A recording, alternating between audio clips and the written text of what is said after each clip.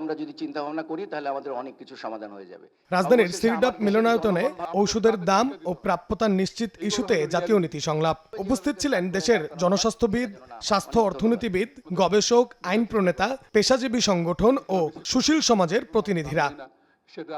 সরকারের অত্যাবশ্যকীয় ঔষধের তালিকা বাতিলের সমালোচনা করেন বিশেষজ্ঞরা। বলেন, ঔষধের প্রাপ্যতা নিশ্চিত না করে বাজারের নিয়ন্ত্রণ কোম্পানির হাতে ছাড়লে দাম আরো বাড়বে। সে কারণেই এই তালিকা বাতিল করা ঠিক হয়নি।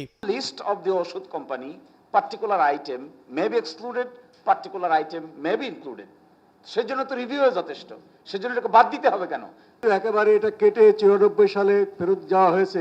হামিদ ভাই যুক্তি বলেছেন 94 সালে যা উপায় ছিল না, এইরকম জায়গা তৈরি করা হয়েছে। সমালোচনার জবাবে ঔষধ শিল্প সমিতি বলছে, অন্যান্য দেশের তুলনায় বাংলাদেশের ঔষধের দাম কম।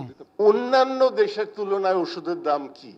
আপনার যদি মনে হয় যে আমি মার্সিডিজ কিনবো বাট আমি কোনো পয়সা দিব না, 5 টাকা দিয়ে মার্সিডিজ, ইট ডাজন্ট হ্যাপেন। ওষুধের একটা দাম আছে।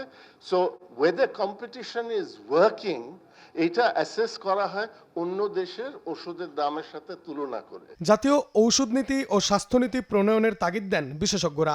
বলেন, জরুরি ও মৌলিক স্বাস্থ্য চাহিদা মেটায় সরকারকে এমন সব ঔষধ বাজারে নিশ্চিত করতে হবে। উদ্যোগ নিতে হবে মূল্য নিয়ন্ত্রণের। আমাদের দেশে একটা রেশনাল ইউজ অফ ড্রাগস আমরা প্রত্যেকবার শুনি, কিন্তু এগুলো এনফোর্সড হয় না, এবং এটাকে এনফোর্স করার সময় আছে। যেগুলো খুবই এসেনশিয়াল সেগুলো গভর্নমেন্ট ভর্তুকি দেয়। ওষুধ কোম্পানিতে ভ্যাট দিচ্ছে না। সাধারণ নিরন্ন মানুষ, যার কথা আপনি ভাবছেন, গরিব মানুষ, সে ভ্যাট উঠাই দেন, ভ্যাটের টাকা দিয়ে আপনি ওষুধ কিনে দেন। শিগগিরই অত্যাবশ্যকীয় ঔষধের তালিকা তৈরি করে বাজারে তা বাস্তবায়নের কথা বলছে ঔষধ প্রশাসন অধিদপ্তর।